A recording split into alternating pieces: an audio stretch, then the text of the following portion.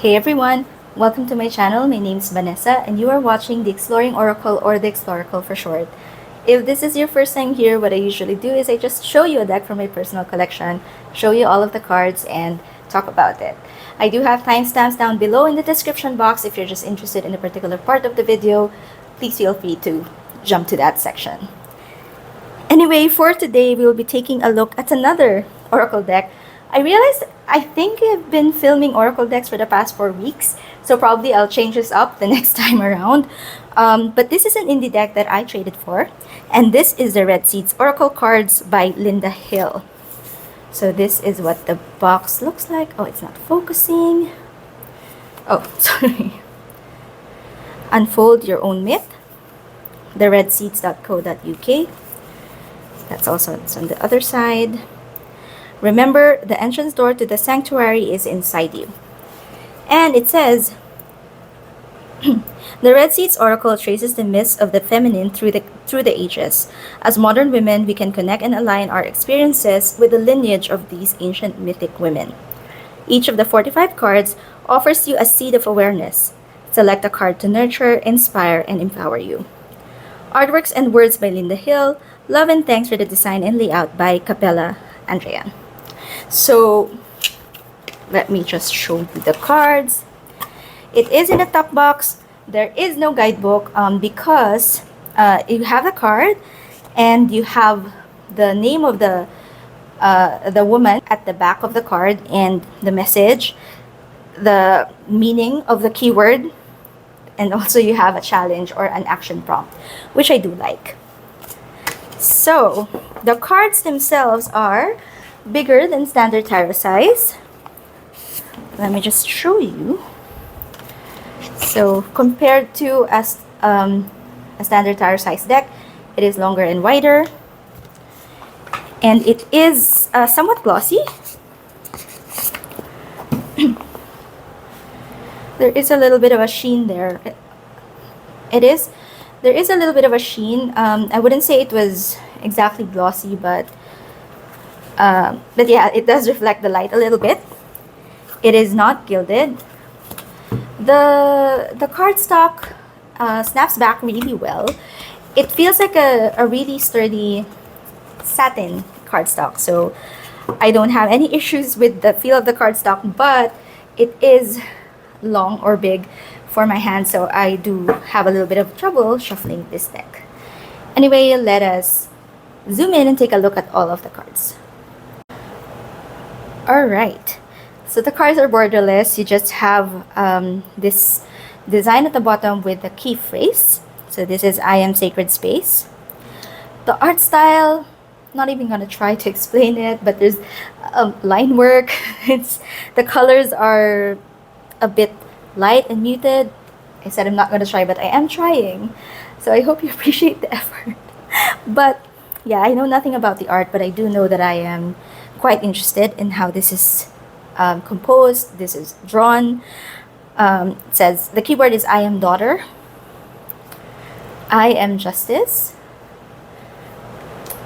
I am the heart. So there is nudity in this deck, but I don't really mind that, and I do feel that it is a powerful, the way it is interpreted or depicted here is it's quite powerful. I am power. Speaking of, I am power. I am water. Feel free to slow down, speed up, or pause if you want to take a closer look at the cards. I am child. I am heard. I am wisdom. I am death. I am transformed. I am abundant. I am healing. I am sexual. I am beauty. I am resting. I am inspiration. I am of the moon. I am compassion. I really love the art. The more I look at it, there's really it really is evocative. It makes me feel things when I look at it more. I am joy. I am busy. Oh.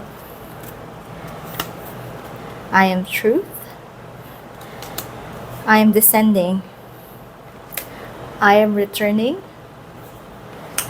I am sister. I am chaos. I am knowing. I am essence. I am protective. I am loss. I am glory. I am the rose. I am vulnerable. I am birth. I am the way. I am connected. I am waking up. I am surrender. I am jealous. I am fire. I am service. I am the universe. I am love. I am drowning. And I am mother. So those were the cards. Let's zoom out a little bit just so you can see how this shuffles. So again, I have trouble. I can't shuffle it the usual way. I riffle shuffle. So I do shuffle it this way. So shuffle however feels comfortable for you.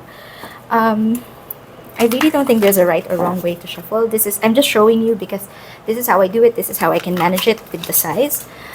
I can also overhand this way. So because of the size, it is hard for me to get jumpers, but let us read for that one, okay? The ones that when I kind of choose the cards that shift direction when I shuffle or when I overhand. Oh, okay, so I don't think you can see it. Okay, so we will be reading for I am drowning and I am of the moon. So for I am drowning, okay. So first there is a quote at the top. Fold within fold, the beloved drowns in its own being. This world is drenched with that drowning. And the goddess or the mythic, the woman of myth is Leucothea. So Leucothea is an ancient Greek sea goddess and is the white foam and the saltiness of the oceans. She wears a white veil that can wrap around those who are drowning in order to save them. Drowning can be a metaphor for becoming overwhelmed with our life. Thoughts and emotions can sometimes become all-consuming and create deep anxiety within us. Then we swim a stormy, unforgiving sea. A trail of self-loathing may pull us down deeper to the dark, murky depths. At such times, counseling can help us to become aware that these wild emotions are outside of our true selves. Recovery depends on the witnessing of the negative stories we play out to ourselves, and to know that we can change them. Then you have here the challenge, turbulence, the gift, revelation. So the challenge is like a shadow meaning, and the gift is revelation. And you can also consider that as like the action or the call to action. That's how I also use that prompt. So it's the challenge to yourself. And then the other card we're going to read for is I am of the moon. So put your thoughts to sleep. Do not let them cast a shadow over the moon of your heart. Let go of thinking. And this is the witch hare. The hare and the moon are linked to the lunar and fertility cycles. In ancient Egypt, hares were believed to be male when the moon was waxing and female when it was waning. In Chinese myth, female hares were thought to conceive through the touch of the full moon's light. The rise of Christianity brought about a belief that hares belonged to witches, and so the people became fearful towards them. Hares are seen as magical guides and psychopomps that travel between the realms of the lower self and the higher self.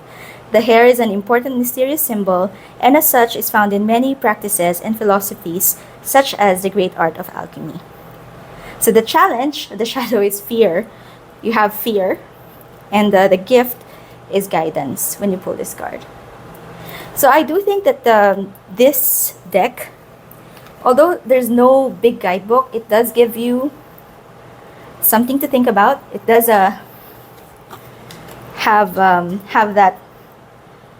You do have to spend time with it to get the meaning or to get the message. And I do like the art. There's something about the art that I really enjoy. Oh, maybe I'll just show you the facts.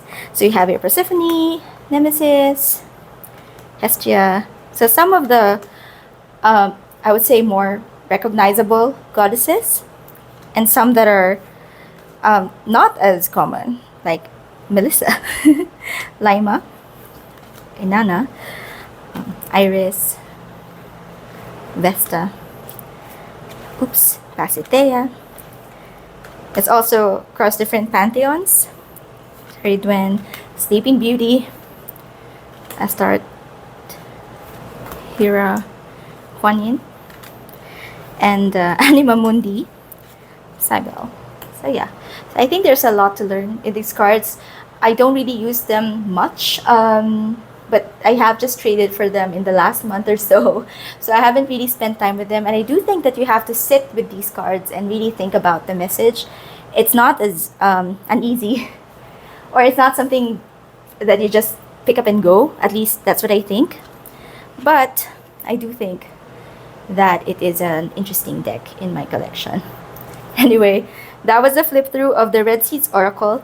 I know that there are several versions of this, and there's also a tarot, I think. But yeah, I just got this one as part of a trade that I did with a friend. Anyway, hope you found this video interesting. If you did, don't forget to click on the like button and do consider subscribing to my channel. See you again next time. Bye!